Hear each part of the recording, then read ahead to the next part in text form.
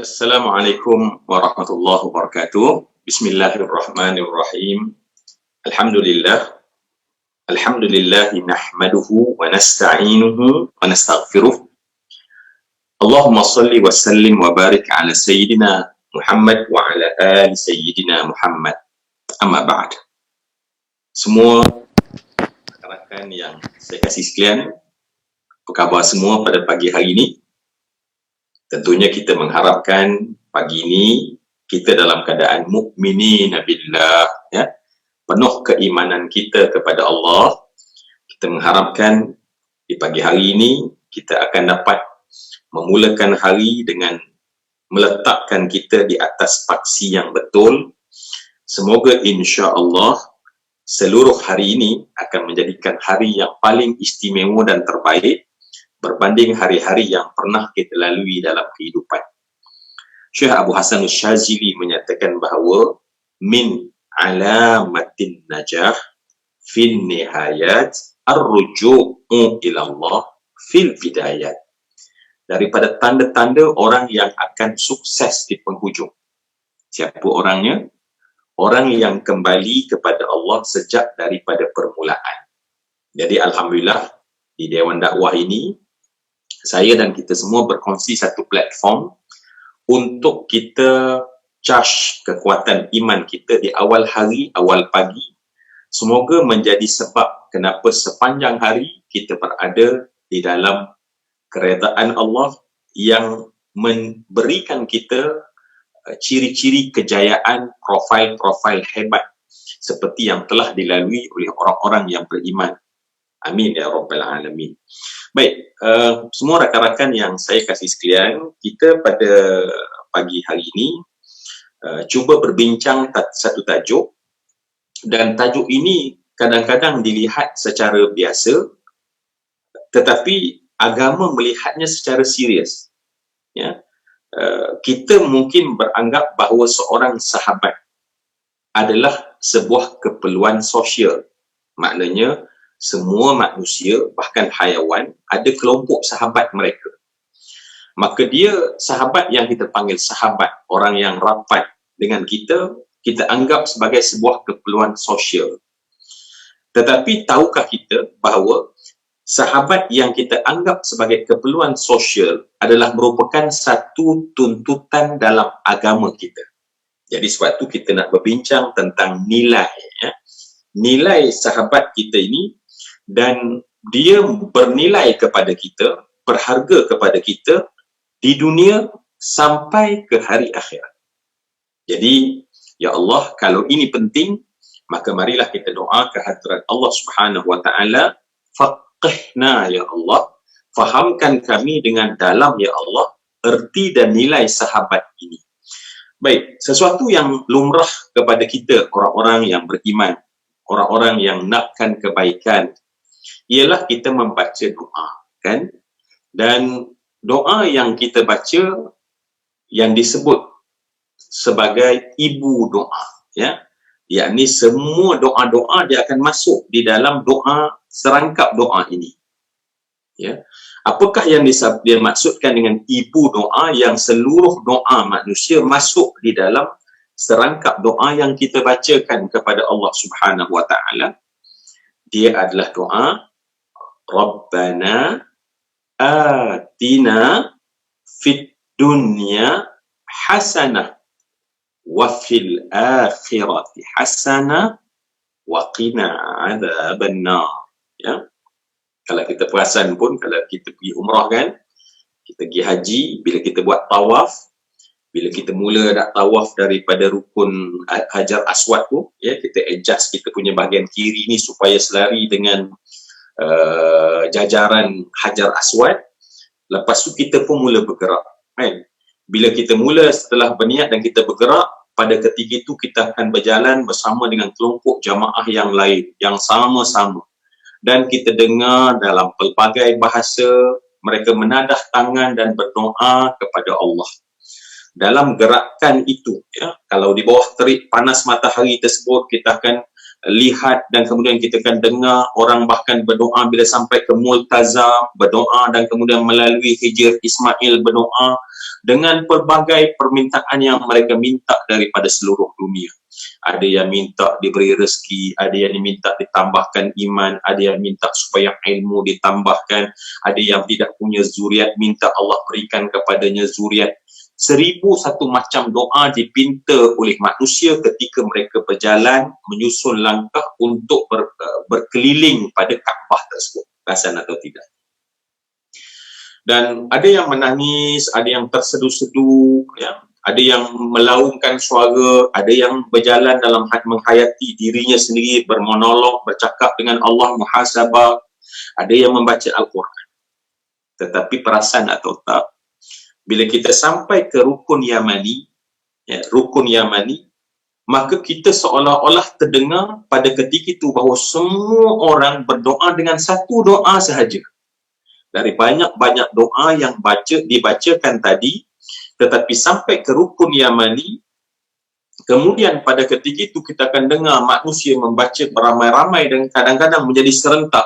Rabbana atina fid dunya hasanah wa fil akhirati hasanah wa qina adzaban nar wa adkhilnal jannata ma'al abrar ya aziz ya ghaffar.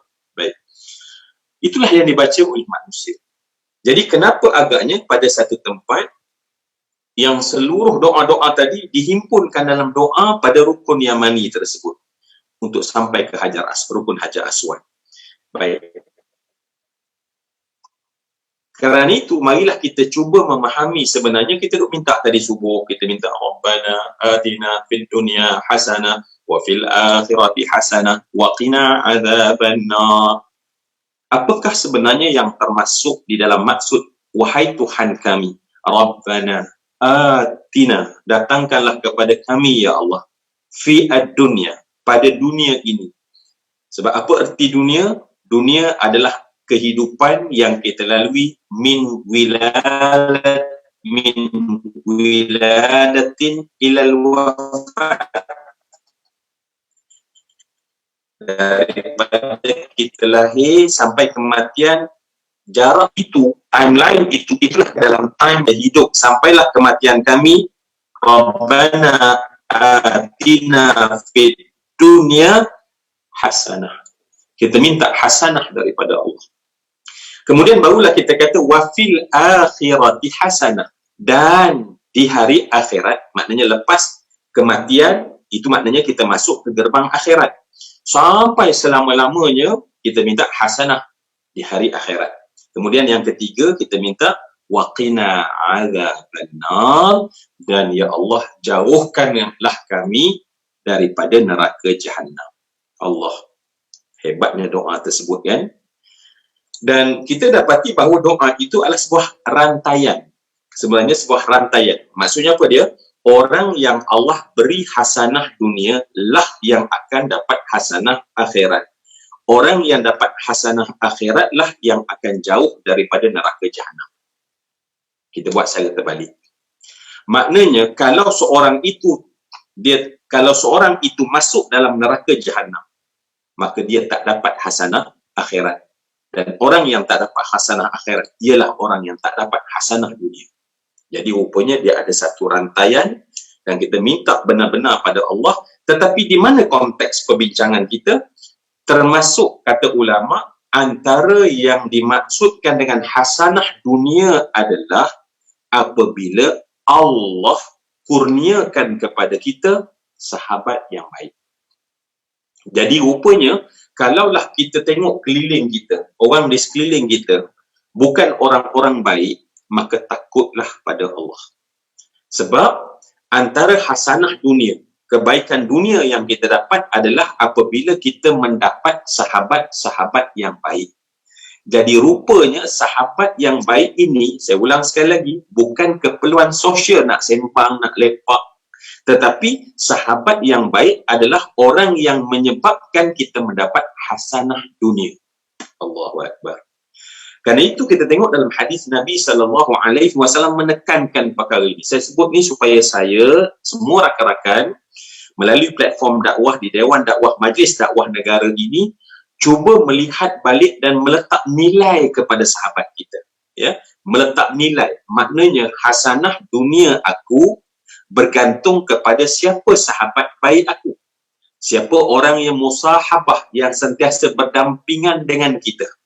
Baik, kita dapati bahawa Nabi sebut dalam hadis yang diriwayatkan oleh Imam Ahmad dalam musnadnya, kata Nabi, al-mar'u ala dini khalilihi. Maka Nabi menerangkan kemudian, falyakhtar man yukhalil. Maka Nabi SAW menyebutkan bahawa seseorang itu dianya di atas agama orang yang bersama dekat dengannya. Nampak tak? Maknanya agama seseorang, kata Nabi, ialah mengikut sahabat baik dia, khalilnya, orang yang rapat dengannya, orang yang dia mengadu masalah, orang yang dia dengar masalah, orang yang dia suka kongsi bersama, yang kalau duka dikongsi bersama. Ini disebut sebagai khalil. Maka khalil ini agamanya lah agama kita. Jadi kalau agamanya baik, maka baiklah, maka Nabi memerintahkan falyakhtar. Maknanya pilihlah betul-betul sesiapa yang menjadi khalil kepada kamu. Orang yang menjadi sahabat, yang menjadi orang yang rapat kepada kamu. Masya Allah, ya. Kerana itu Imam Al-Ghazali kita melihat bila menceritakan tentang proses manusia nak jadi baik. Dan dia menuliskan beberapa elemen yang membentuk siapa kita dan siapakah yang menjadikan kita ni baik. Maka kita mendapati antara yang paling besar diletakkan oleh Imam Al-Ghazali sebagai seorang yang akan membentuk agama kita, yang membentuk karakter kita. Siapa dia? Siapa sahabat kamu? Jadi sahabat kita tu rupanya menjadi pengukir untuk membentuk arca kita. Siapa kita? Kalaulah kita ini baik, diukir oleh sahabat-sahabat yang baik. Dari segi psikologi, ya, walaupun dalam tulisan Imam Al-Ghazali menyatakan antara yang membentuk manusia contohnya adalah guru. Ya, adalah guru ataupun mursyid. Tetapi secara psikologi kita mendapati bahawa manusia, contoh ya, katalah sekarang ni kita bercakap dan yang mendengar ini melihat saya katalah guru adalah orang asing, ya, maka manusia ni dia ada benteng dalam diri yang kita katakan bahawa area critical area. Apabila seorang menyampaikan sesuatu, maka kita akan dah pasang siap kita punya critical area kita tu menjadi besar. Maknanya pelindung kita untuk menerima itu dah kita pasang siap-siap dah. Maka kita akan tanya apabila seorang guru bercakap, betul ke tak apa dia cakap ni? Sesuai ke tak apa yang dia cakap tu untuk dia ataupun hanya untuk dia, bukan untuk aku?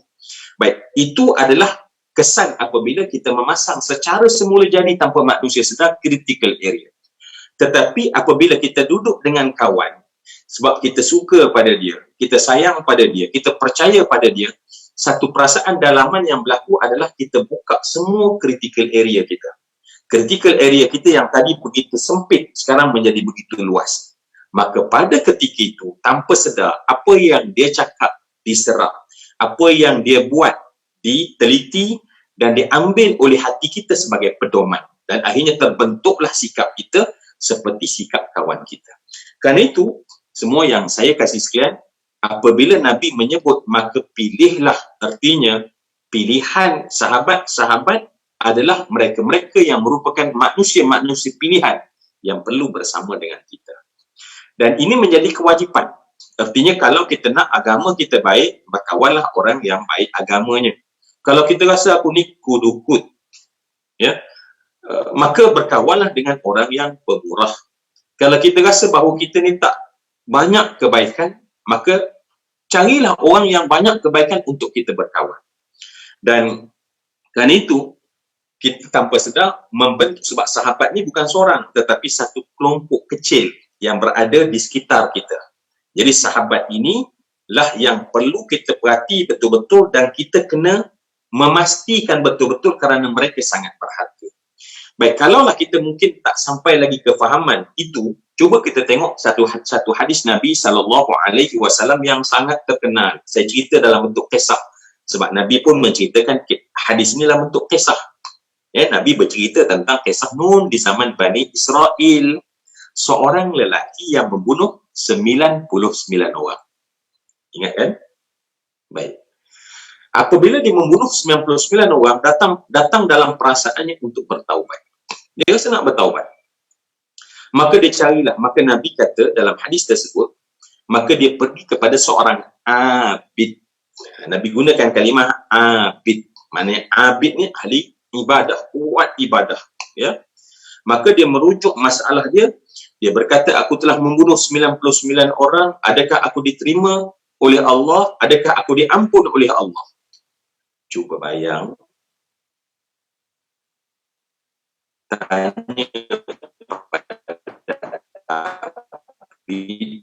yang pernah bunuh sempurna, tiba-tiba datang kepada dia orang yang bunuh semua, pernah duduk dalam dunia masalah dan spontan dia kata kepada dia, kalau satu nyawa pun dibunuh menyebabkan kamu berada dalam neraka, betapa kamu bagaimana dibakar dalam neraka. Kesimpulan mafhumnya begitu. Maka apa yang berlaku? Maka pada dalam pemikiran si pembunuh ni, alang-alang dah 99, baik aku bunuh seorang lagi, dan si abid tersebut dibunuh oleh orang yang bertanya masalah. Bahaya juga orang tanya masalah ni, kadang-kadang dia datang kemudian dimakan kita balik. Ya. Baik, tetapi rupanya dalam cerita hadis ni, dia orang yang bersalah ni, dia akan dia cuba menjumpai ketenangan dan dia nak kembali kepada Allah. Maka Nabi kata, maka dia pun pergi kepada seorang arif. Tadi kepada seorang abid. Jadi salah tanya. Jadi kalau tanya pada abid, jawapannya ikut pengalaman dia. Maka tanya pada arif. Bila ditanya kepada arif, maka arif spontan, macam tak ada masalah pun. Masya Allah. Ya. Apakah yang menghalang seorang hamba daripada mendapat keampunan daripada Allah, kerana keampunan Allah terlampau luas. Keampunan Allah terlampau luas. Kalaulah dosa kamu sebesar bumi, keampunan Allah sebesar langit. Artinya bumi itu kecil saja berbanding dengan langit terlampau luas. Maka datang balik harapan untuk dia untuk taubat kepada Allah Subhanahu Wa Taala. Baik, itu bukan poin yang saya nak cerita kat sini. Apa pesanan si arif? Maka arif berkata, kalau benar kamu nak bertaubat, bukan hanya kamu tidak menambah untuk membunuh orang, tetapi kamu kena mencari kawan yang baik. Kamu kena pergi kepada ardun salih. Kamu kena pergi ke satu tempat, ke satu circle, yang circle tersebut baik, dan kamu tak boleh berada di mana circle yang kamu berada sekarang. Baik, maknanya pesanan arif itu adalah, kalau kita dah bertaubat, kita tahu kita buat dosa, kita tak boleh stay dengan situasi, kondisi yang sama sampai bila-bila. Maka pada ketika itu pedomannya adalah kamu kena mencari bumi yang baik. Maknanya di bumi yang baik bukan bumi yang baik, tetapi sahabat-sahabat yang baik. Allahu Akbar, cerita ni dah sampai ke matlamat, tetapi berjalanlah kemudian si lelaki tersebut di tengah perjalanan, baru dia memulakan perjalanan, tersungkur lembah dan kemudian dia mati dalam perjalanan tersebut. Sedar atau tidak semua yang saya kasih, bahawa mati je seorang pada saat kematian dia rebah atau nyawanya keluar daripada tubuh, maka datang sama ada dua malaikat yang akan menyambut roh kita dibawa ke barzakh. Sama ada malaikat tersebut disebut sebagai malaikat rahmat, ataupun malaikat yang mengambil nyawa tersebut adalah malaikat azab. So, proses transfer itu oleh malaikat, yang malaikat tersebut adalah malaikat rahmatkah atau malaikat azabkah. Dan dalam kes lelaki ini, ketika dia rebah, jatuh dan mati, spontan datang kedua malaikat ini. Dan ketika dua malaikat nak mengambil, maka berlakulah pertelagahan antara dua malaikat ini. Ya. Dan pada ketika itu malaikat rahmat berkata, ini habuan aku. Malaikat azab berkata, ini habuan aku. Maka akhirnya nak diringkaskan cerita, maka dia adili mereka, maka diperintahkan kepada kedua malaikat ini untuk mengukur jarak. Kalaulah sekiranya dia lebih rapat kepada bumi yang baik, maka malaikat rahmat itu hak buat engkau. Tetapi kalau kamu masih berada pada circle yang buruk dan dekat dengan circle yang buruk, kawan yang buruk, maka pada ketika itu, wahai malaikat azab, itu roh itu hak buat engkau. Maka diukurlah bumi, tetapi Nabi kata apa dia? Allah lipatkan bumi menjadi jenazah ini hampir lebih hanya satu jengkal atau satu hasta daripada bumi yang jahat. Maka lantas pada ketika itu, rohnya terus diangkat oleh malaikat rahmat pada ketika itu. Nampak tak kisah yang Nabi nak sampaikan kepada kita betapa pentingnya untuk kita berada pada satu circle, di dalam circle tersebut rakan-rakan sahabat-sahabat yang baik. Kerana nilai sahabat yang baik yang kita dapati bahawa kebaikan agamanya, sebab baik ni pada agamanya, ya, itu menjadi kriteria kita nak meletakkan mereka sebagai sahabat baik kita.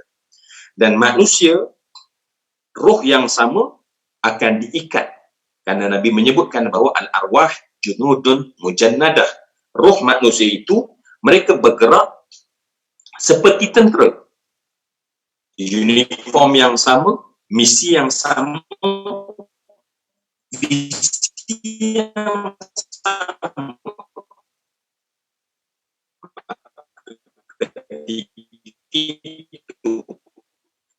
Apabila seorang yang memang nak melakukan kebaikan, kalau benar ikhlas, maka kita pakai sahabat yang baik, maka nilai menerima kita seadanya, yang boleh kita boleh memberi simpati terbaik pada saat kita paling susah, yang sentiasa menyokong dan berbangga di atas apa saja pencapaian kita, tak pernah hasad atau dengki kepada kita. Bila kita telah dapat seorang yang sebegini, hendaklah pada ketika itu kita benar-benar bersyukur pada Allah dan sebut, Ya Allah, Engkau telah beri kepadaku hasanah dunia. Dan aku akan nilai dengan nilai yang sangat tinggi pada sahabat ini dan aku tak nak berpisah dengannya. Semua yang saya kasih sekalian, ini yang sepatutnya untuk menjadikan agama kita kian baik. Memilih kawan-kawan yang begitu baik. Saya tengok dalam sebuah kisah. Ada dua orang musafir. Dua sahabat. Ya. Seorang sahabat bermusafir. Dalam permusafiran itu mereka pun bertengkar, ya, mereka pun bertengkar. Musafir berjalan kadang-kadang, biasalah manusia ni ada tak senang, maka berlakulah persengketaan. Maka ketika itu sahabat A telah memukul sahabat B, ya, mungkin orang Arab lah agaknya. Dan pada ketika itu sahabat B dia sedih, maka dia telah menulis bahawa aku hari ini telah di atas padang pasir. Maka ditulis di atas padang pasir, hari ini aku telah dipukul oleh sahabat baik aku. Tengok je, tapi tengah marah kan. Maka dia pun meneruskan perjalanan. Dia meneruskan perjalanan. Sehinggalah mereka berjumpa dengan sungai yang besar. Dan kemudian si A dan B, ya, yang pukul A kan. Maka tiba-tiba si B jatuh dalam sungai, maka pada ketika itu si A menyelamatkan dia. Bawa ke tepi dengan begitu payah. Bila sampai ke tepi dan dia selamat, maka si B pada ketika itu mengambil batu yang besar, mengambil satu pahat dan memukul pada batu yang besar tersebut. Apa yang dia pahat? Dia kata, pada hari ini sahabat baikku telah menyelamatkan nyawa aku. Maka si A berkata, kamu ni memang kuat menulis, ya. Maka dia kata, dulu kau menulis di atas pasir, sekarang kau menulis dan memahat di atas batu. Apa kata rakannya? Dia kata, bila kamu berbuat tidak baik, aku tulis di atas pasir supaya dengan segera akan hilang apabila datangnya ribut dan angin, sehingga tertutup tulisan aku. Tetapi di atas kebaikan engkau, aku nak pahat di atas batu supaya aku kekal ingat sampai bila-bila. Kerana sahabat yang baik akan bukan sekadar mengingati kesalahan dan keburukan seseorang, tetapi sahabat yang sebenar adalah pandai menghargai kebaikan-kebaikan yang dilakukan oleh sahabat. keburukan yang dilakukan oleh sahabat yang baik kepada kita, tulislah untuk ingatan sementara dan kemudian selepas sehari lupakan dia. Tetapi setiap jasa baik yang dilakukan, pahatkan benar-benar. Kenapa semua yang saya kasih sekalian? Saat kita mendapat kawan yang baik. Rasulullah SAW menyebutkan, akan ada berlaku di hari kiamat. Kawan yang baik, seorang kawan yang Allah timbang amalannya dan mendapati amalannya tidak melayakkan ia masuk dalam syurga. Allah lontar dalam neraka Jahannam menjadi penghuni neraka Jahannam. Ketika dia berada dalam neraka Jahannam yang sangat menyakitkan, cuba bayang betapa gelombang, betapa goncangan, betapa bunyi gemerencing rantai yang berwarna merah dalam neraka dibelit pada lehernya, disentap dalam neraka Jahannam, disumbat mulutnya dengan makanan yang terbuat daripada zakum yang kemudian memutar habis pecah mulutnya dan perut-perutnya. Pada saat tersebut, di sisi yang lain, sahabatnya yang baik masuk dalam syurga. Pada saat sahabatnya masuk dalam syurga dan dia berjalan melihat, mohon pada malaikat untuk lihat di manakah, sebab tak tahu di hari akhirat berpisah. Tetapi dia mencari di manakah pintu-pintu alamat sahabat baikku, dia kata. Dan malaikat kata, aku telah pergi ke semua pintu syurga dan tidak ada tertulis nama sahabat. Maka tahulah sahabat ini bahawa sahabat yang berada dalam neraka Jahannam dibakar, diazab oleh Allah. Maka sahabat ini menyungkur sujud pada ketika itu kepada Allah, menangis kepada Allah dan bermohon kepada Allah Subhanahu wa ta'ala. Maka Allah Subhanahu wa ta'ala di atas rahmat kasih sayang Allah, kerana seorang sahabat yang sayang sahabatnya, maka Allah memberitahu kepada malaikat, wahai malaikat, engkau keluarkanlah sahabatnya yang sedang dibakar dalam neraka dan basuhkan dia dengan bersih sebersih-bersihnya dan jadikan dia jiran untuk sahabatnya dalam syurga. Allahu Akbar.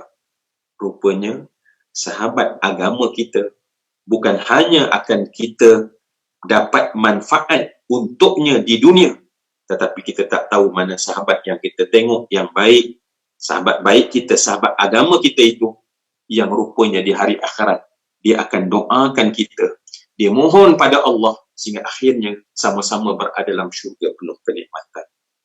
Allahu Akbar, Allahu Akbar, Allahu Akbar.